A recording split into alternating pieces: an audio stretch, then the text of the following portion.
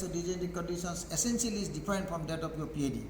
So in PID pain, the cough and sneezing pain, rest relieving pain, and the cough and sneezing exertive pains are more characteristics. That is why you must give more stress to the point of extracting these basic facts in context to the pain. Okay, then go ahead.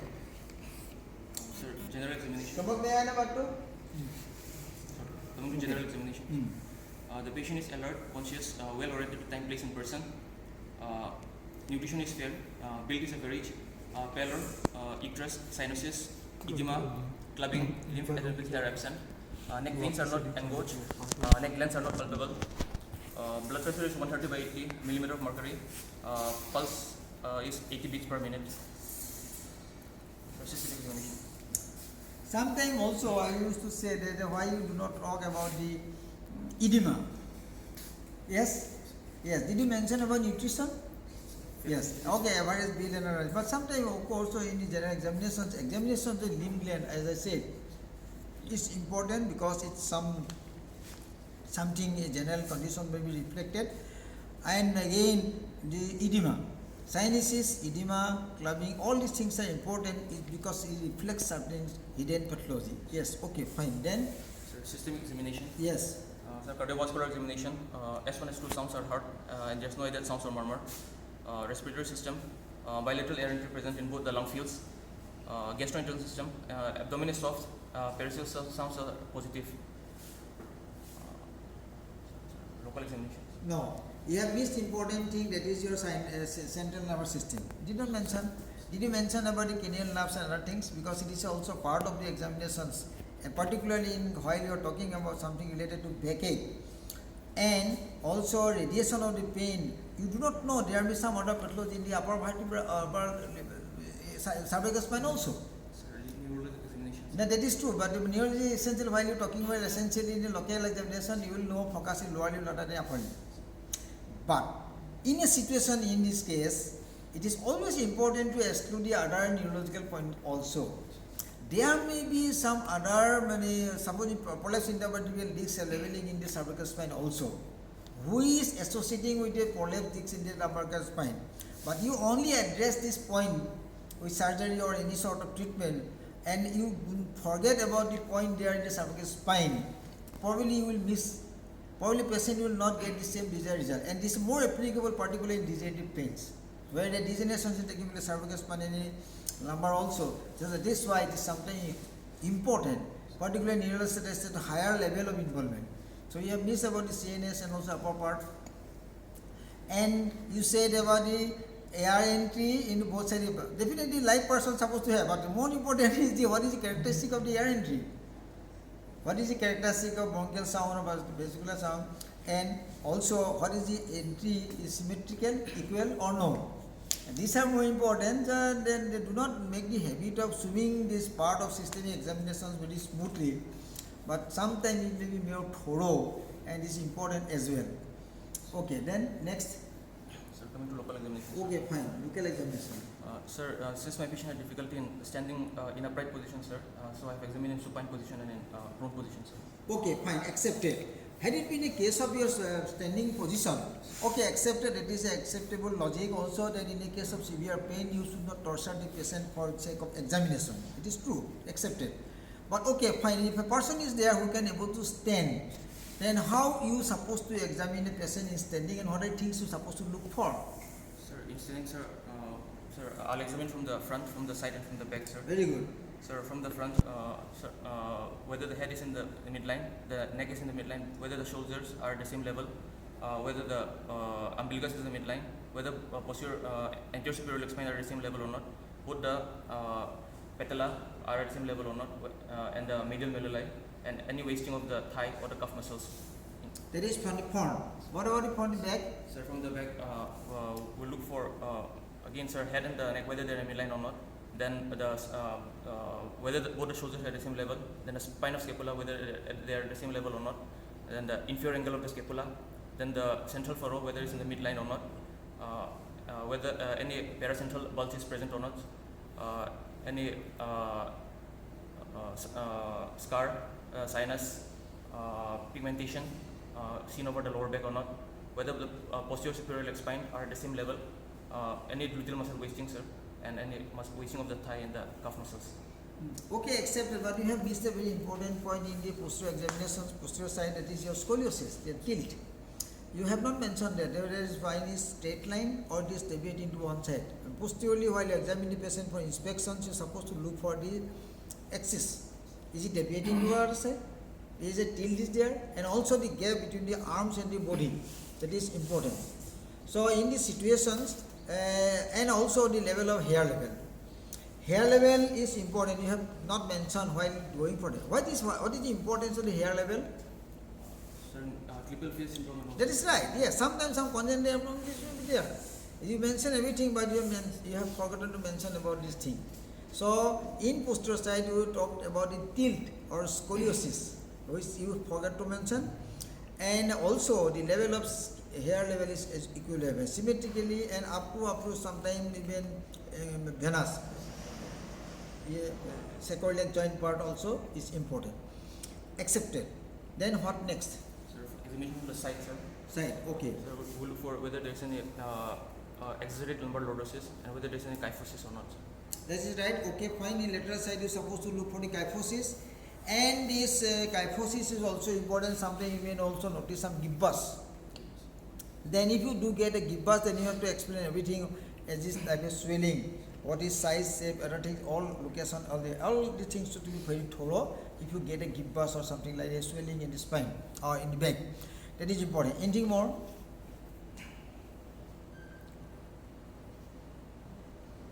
Anything more? No. No. You have missed a very important thing. Then why I asking the question about why other things you're supposed to look for while the patient is standing. So while the patient is able to stand, you're supposed to look for the mobility or movement of the spine. How is doing the flexion? How is doing the extension? How is doing the lateral bending? How is doing the rotations? Everything. There is in person who can able to stand. So supposed to speak about the things, the mobility of the spine, the flexion range, the extension range, the lateral bending, the rotations. All the things are important we have missed. Okay, if I do ask you a question like that, how he can bend the lateral bending? How to look for lateral bending? Show yourself. Sir, in lateral bending, we'll ask the patient to bend sideways and try to touch the lateral tip. Up to what extent you supposed to expect he can able to touch? Till the knee level, sir. Knee level, yeah, that is one. Then how to look for the rotation of the spine? Sir, first of all, we'll ask the patient to sit down. We'll Sit stabilize down. the pelvis, sir. And then we'll ask him to put his right hand over the left shoulder and left hand over the right shoulder. And then we'll rotate. And That then is in angle- sitting position. Then you do the same thing while he is standing. So if we stabilize the pelvis. Pelvis, yes. Somebody is supposed to make this stable pelvis, then you ask the patient rotations and how is bending this. And how to look for the flexion? Sir, for forward bending, we'll ask the patient to try to touch the floor, sir, with the tip of his finger, with Okay. the knee extended, sir. Yes, okay, So fine. minimum distance should be at least less than 7 centimeter. What is Sober's test? So Schober's test, sir, to detect whether there is any ankylosing spondylitis or not, sir. Okay. Sir, we'll take in Schober's, sir, we'll take 2 points. One is, sir, the midpoint of the line joining both the posterior superior leg spine, and from there another point 10 centimeter above that line. And we'll ask the patient to bend maximally forward. There should be increase in at least 5 centimeter in case of normal findings, sir. What is the importance of this? Because if she is a person who is having a fixed spine also, can he move? Can he bend down or do flexion or cannot? Can he do or cannot? No, he can. He can do. He can do at the level of hip joint. So a person, if the hip is free, but spine is fixed. A person who is having hip free, but spine fixed, can he do movement or no? Yes, he can. He can bend this like this. Now, if it is bend, his movement is taking place essentially at the level of your hip joint. Now, what is more important? That is, he is bending also. He can do bending in case of spine mobile. He can do bending in case of spine fixed. Now, what is the importance is there? Whether the importance is there, whether the movement is predominantly taking place in the hip or the spine. So, to know it, you can do two things. One, can you see the contour of the spine? From the lateral side, you can see that how it is bending like this, or it is a flat one. Is it a flat one, or it is a curved one? Is it a globular part?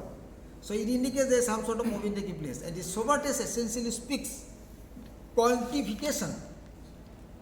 And you quantify that is actually happening in the spine, not essentially happening in the hip. That is why it is important that moment he can take. Even encourage patients who is free, he can bend. But here the bending is mostly taking place at the hip, not at the spine. So whether the movement is actually taking place in the spine, you are supposed to do this test. That is also equally doing bending backward also to extensions. So this part is basically while the patient can able to do standing, you essentially do all these things. And also what next? Anything miss you there? In a standing position, if the patient can able to stand, what any other things you supposed to do? Other things supposed to do how his gait is. The gaits are very important, not only important for the hip but also the spine. You will find in the acute PID the gait is different, the policeman gait sort of thing. Right? How he's coming is the hip, spine is almost making stiff, how he's pushing body is anteriorly. Again, this gait is very difficult gait. You will find particularly case of spinal stenosis. How is gait? He is going stooping forward like this. Spinal person. Are you getting my point? Then also in listhesis, the gait is somewhat different. It is body is going anteriorly. So these are essentially important in case of hip. That if the patient can able to stand, you have to look for anything anteriorly, posteriorly, laterally, bending, extension, lateral bending, rotations, gait. Anything more? It also squatting, if possible. Why it is important? The squatting, as I mentioned, that sometimes this hip and spine, they are having revealing and concealing each other. They are compensating sometimes each other. Some pathology which is they are originating from the hip may be reflected in the spine, or same thing happen to it. So in those situations, if you are able to have this squatting, and then it will exclude a lot of things. It essentially speaks about the mobility of the hip and also to some extent the knee also, because he can squat and stand. Thus exclude a lot of pathologies involving the hip and the knee. Are you getting my point? So it is accepted that in this situation she is unable to stand, but those who are able to stand, these are things you are supposed to cover. Okay, accepted. Next, what next? Sir, examination in supine position, sir. Okay, Sir, findings, sir. go ahead. Sir, examination from the front, sir. Head and neck are the midline. Both the shoulders are at the same level. Nipples are at the same level. Umbilicus in the midline. Both the anterior superior spine are at the same level. Both the patella are at the same level. Both the medial malleoli are at the same level. And there's like mild wasting of the right thigh and the right cuff seen in comparison to the left. Examination from the side. Sir, there's no exaggerated lumbar lordosis seen. Examination from the back. The head is in the midline. Neck is in the midline. Hairline is normal. Both the spinal scapula are at the same level. Both the inferior angle of scapula are at the same level. The central furrow is in the midline. There's no paracentral bulge seen. There's no scar, sinus, venous pulsation, or pigmentation seen over the lower back. Right gluteal muscle wasting is seen in comparison to the left. Right thigh and right cuff muscles wasting are seen in comparison to the left, sir. And both the posterior superior leg spine are at the same level. Okay, this is respiratory finding. What next? Sir, coming to palpation, sir. Yes. Sir, palpation is for both. Okay, do what?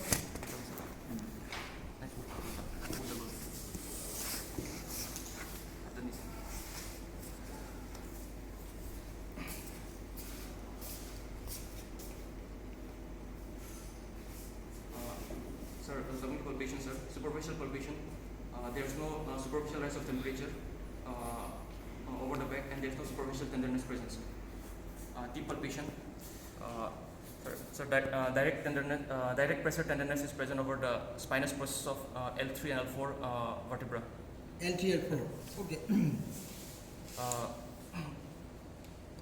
Sir, paraspinal muscle spasm is present, sir.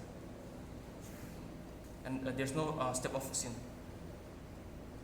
Sir, thrust tenderness and pitch tenderness are not done because of because direct pressure tenderness is positive, sir. Percussion is not done, sir. And auscultation, there's no bruised part over the side of the spinous process. Sir, measurement. In the palpation, what are things you're supposed to look for? Any step is there, uniformity is there, it's a whole sort thing.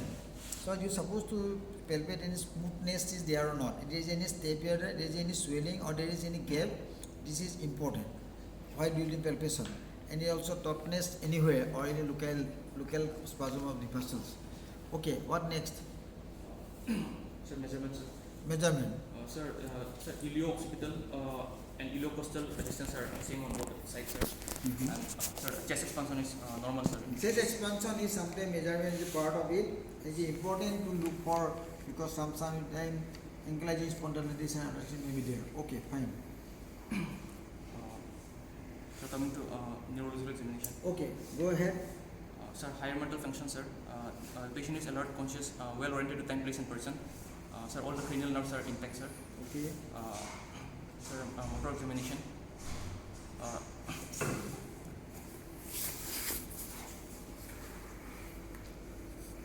Sir, bulk of the muscles sir, is normal in both the lower limb.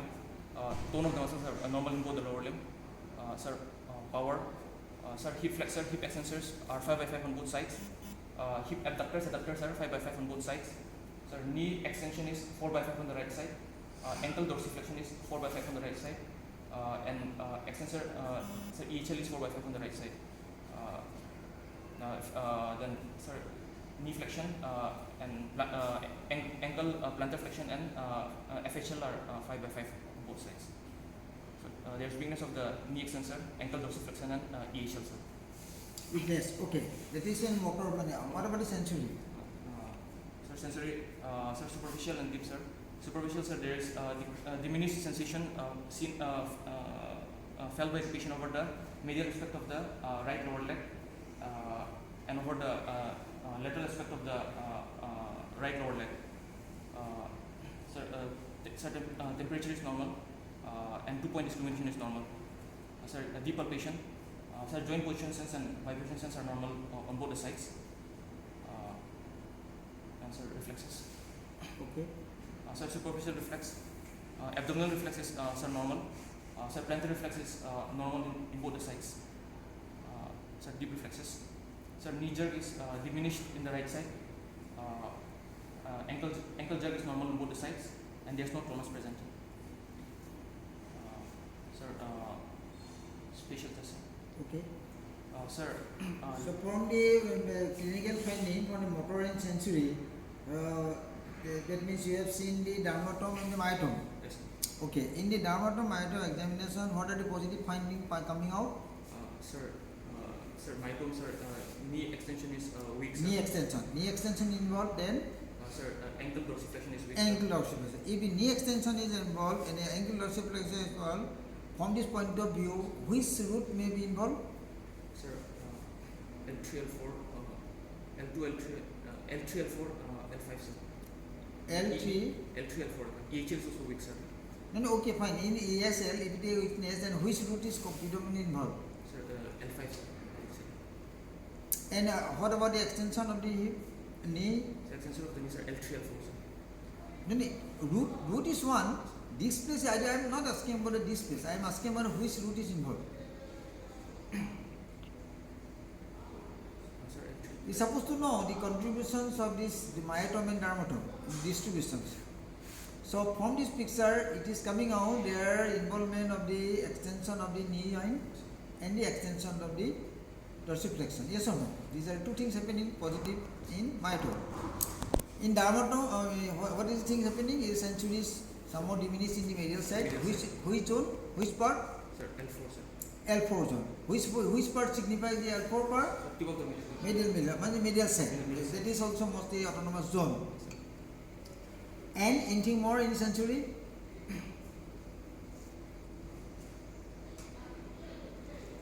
Anything more in the sensory? Other findings are normal, sir. Are all normal? That means predominantly it is you are saying that it is only the medial side of the leg is involved, sensory, dermatome. Myotome is involved in the extension. And what about the L4 extension of the knee joint? Who is predominantly involved for extension of knee joint? Extension of knee joints are L3, L4, sir. Is L3, L4 is there? Then did you look for the sensory involvement of the L3? Sir, it's normal above the knee, sir. So how are you going to explain these situations? So essentially, while a root is involved, this root common is a common fixtures. Yes or no? Every root has got both sensory and motor contributions. If one is involved, that means it's actually reflected in the periphery with the involvement of the sensory and motor as well. So your clinical findings should substantiate this fact that if one single root is involved, that means that part which that root is involved supposed to be reflected by deficiencies somehow. The grading is different, grading will be there, but there is some more common involvement of both sensory and motor. So if you are talking about L4 root predominantly, okay, accepted that is L4 root is involved, then where from the L4 root is coming? L4 root is coming from which disc space? L4, sir, in L3, L4 it will be traversing, and L4, L5 it will be exiting, sir. In L4, 5, supposing in L4 and L5 space, which nerve is exiting, which is now your traversing? Sir, in L4, L5, L4 is exiting, sir. Exiting. Okay, it is exit out. And which is traversing? L5 is L5. Now which nerve is commonly involved? The exiting nerve or a traversing nerve? Sir, Which nerve commonly, in case of PID, which nerve commonly involved? It is the exiting or traversing? sir, Traversing nerve. Why? Can you explain the situations why? sir, most of these valves is in paracentral area, sir. That is right. Is right to say so. Then most of the time the exiting nerve is far away. But it is true that is though it is commonly seen that is paradiscal area is the common site, paracentral. So what are the sites? It is maybe central, it may be paracentral, it is a canal or far away, far lateral. In the far lateral part, the involvement is mostly with the exiting nerve. But commonly the nerve which is going through nearby the disc is your traversing nerve. So essentially commonly it is, but it is not always true. Sometimes if a massive disc laterally placed, it may also involve both exiting as well as traversing nerve. It is true, in same place it may happen, but commonly it is seen in the paracentral area is commonly involved. Why it is involved, commonly involved, paracentral area? Sir, weakness of the Because posterolateral posterior part of longitudinal ligament. So this zone is somehow it is relatively less. That is why it is protruding out, causing compressions over there. So okay, fine. We are accepting that there is a sensory involvement, motor involvement, L4 root. That means if L4 and when disc space is commonly involved is. So it will be L3, L4 later, sir. Now, what are the other additional things you are going to do? In test, any or special test, okay? Sir, Lasix test is sir positive in my case, sir. What is Lasik test and what is state leading test? SLRT. Sir, Show me and explain it. Sir, SLRT is basically sir Lasix test. Passive SLRT, sir. Is I do not know. You show me and explain it.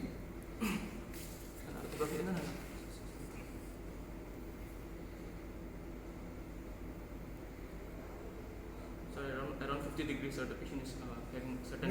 While you are lifting this passively, then you are supposed to look at the face of the mouse. How is expressing? Okay, catching. Where it is catching? At what level? Sir, What angle? At around 50 degrees, sir. 40 degree. Then what you are going to do? Sir, I'll like to do sir Bragg test after this. I'll lower down. So many beggar space. Sir, I'll lower down the leg, sir, until the pain diminishes, sir. Okay. And then with sudden dorsiflexion of the ankle, sir.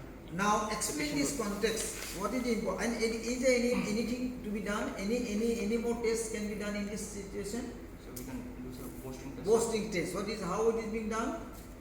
Sir, similarly, sir, I'll elevate the affected limb, sir, Okay. until the pain appears.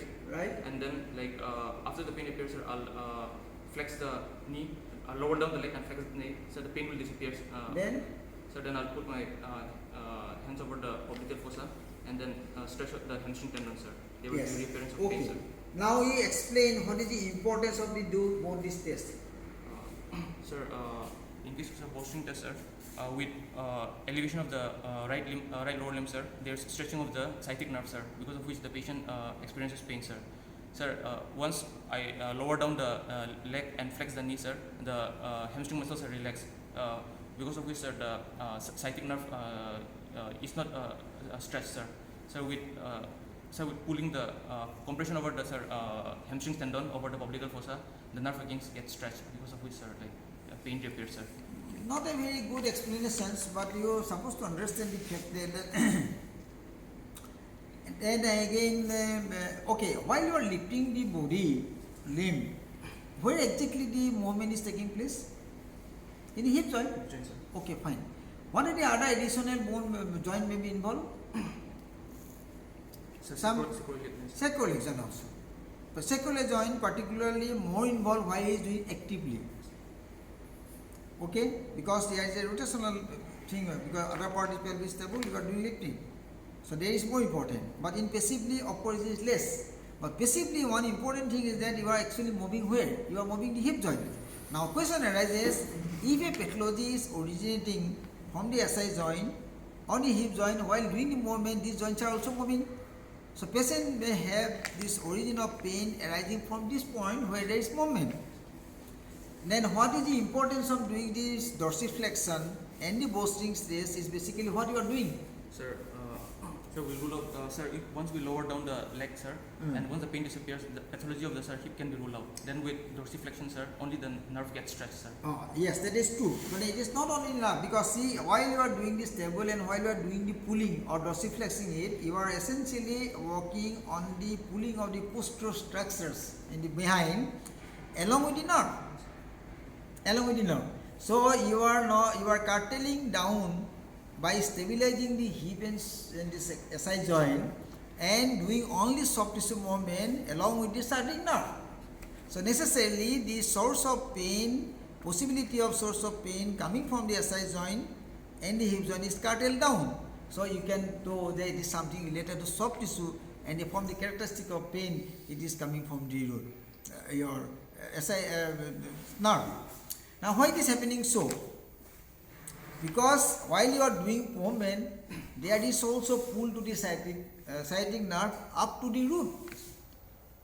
So there is a excursion to the root that leads to your exertion of pain. Are you getting my point? So that is the logic behind doing the bolstering test and also dorsiflexion test. Whatever you say. Okay, fine. What next? Sir, femoral nerve stress test is negative, sir. Negative. Okay. Sir, test for sacroiliac joints are negative, sir, in this Okay. case. What is the importance, as I said, sacroiliac joint? What are the tests for sacroiliac joint? Sir, there are 5 tests, sir, which we can do, sir. Sir, here, figure of 4 or Patrick's or Faber test is, sir, Faber test. negative, sir. Then Sir, Gillies test is negative, sir. all these tests are not important, but one of tests are the Genslen test, Genslen test, sir. palm handle test. This actually speaks about the exclusions of the pain originating from the Sacroiliac. sacroiliac joint. Okay, fine. Then Sir, provision.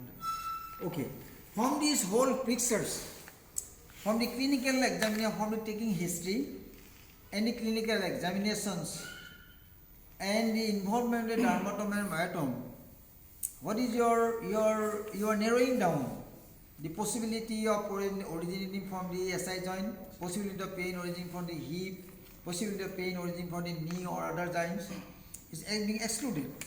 So you are narrowing down to a small pictures of your PIBD. Then from this point, what is your clinical diagnosis now? Sir, I would like to give my professional diagnosis of a case of sir, prolapse intervertebral disc at L3, L4 and L4, L5 levels in a 45-year-old male with weakness of knee extensor and ankle dorsiflexors with intact bladder and bowel of 6 months duration. Okay, fine, accepted, but and you are saying that there is involvement 2 level because of the involvement Sir, L3, L4, sir, and L4, L5, sir, because of knee extensor and sir, EHL. Okay, up to that extent accepted. As I said, that is also important in while doing the paradiscal tenderness. Yes, sir. The paradiscal tenderness pressure effect, at what level is radiating pain is also important test while doing the palpation in the spine. So supposing if the pain is more originating from the L4-5 level rather than L3, L4, are you getting my point? Now he is experiencing pain while you are doing paraspinal spacer at L4-5, and patient is having radiation and pain, but there is no significant pain arising while you are in pressure at the level of L3, L4. What does it mean to us?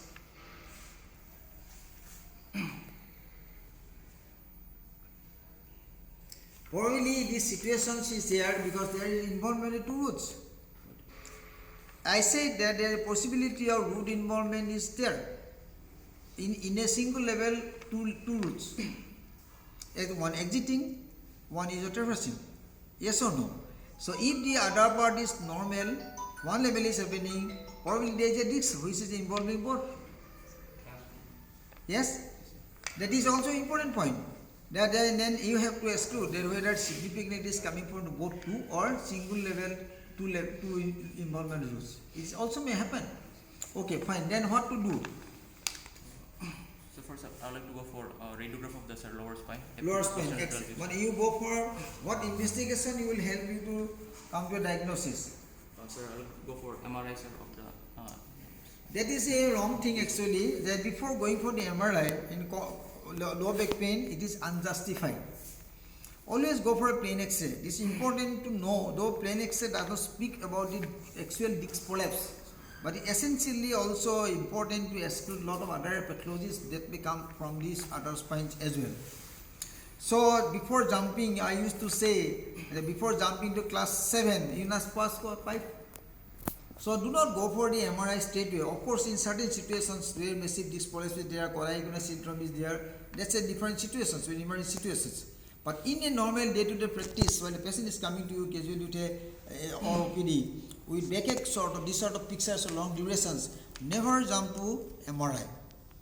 It is always essential to go for the plain X-ray. That speaks a lot of things. And many times you need not go to the MRI unless and until these conditions deterioration speaks the need of some intervention, right? So do not go to the MRI first. Always basic is basic. Then, sir, in plain radiograph, like to see whether there's any instability, sir, present or not, sir. So how do you look for the instability in the X-ray? Sir, we can go for, sir, flexion and extension.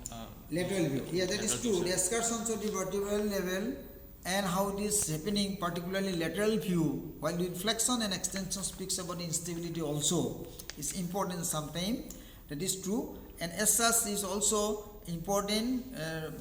Basic investigative tool is your plain X-ray. Then you can go for the MRI and other things to confirm your diagnosis. In a situations like this, what is your treatment protocol? Sir, if the pain is severe and the patient has difficulty in carrying out daily activities, sir, I would like to give a bed rest of 3 to 5 days, sir. Following which, once the pain subsides, gradual course of, sir, spinal physiotherapy can be started, sir. Yes, that is logical. Say, do you need to go for the surgical intervention, this patient? Sir, at what point of time you may think you may need to go? Sir, if there is appearance of or evidence of, sir, quadripolar syndrome or progressive worsening of the neurological deficit, sir, and even after conservative management for 6 weeks, sir. Then that is right. Yeah, very good. Your explanation is accepted that in a situation like this, never jump for your surgical interventions. Weakness is not significant, pain is there, it is accepted, but doesn't mean that you need to go for surgery. Here essentially you have to give your conservative treatment to 6 weeks, sometime it will go for 8 weeks also. Then you determine whether he needs to go for surgery or he needs to be continued for a physiotherapy or something like that. So in a situations like this, is essentially to give the conservative treatments with the medications, and also sometimes you can take the help of the physiotherapy also. But do not jump for the surgery or do not jump for the MRI. Yes, then?